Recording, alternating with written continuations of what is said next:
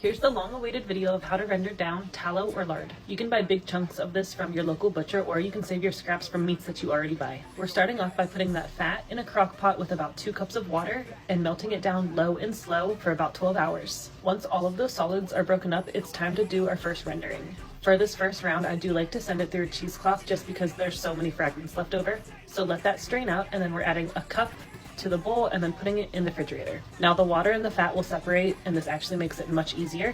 Once that gets cooled, the fat floats to the top, the water's left on the bottom, and on the bottom of that puck you'll see any impurities. So we're just going to take a knife and scrape that off. This part right here is great for frying, and then we are just repeating this process until you get a pure white puck with no impurities on the bottom. So melt it down, cool it down, melt it down, cool it down. Adding water each time you go to put it in the refrigerator, and then once that solid's up, you'll be able to scrape those impurities off. You know your tallow or lard is ready when you pull it out and your puck is pure white with no impurities on the bottom, and you don't have to scrape it down.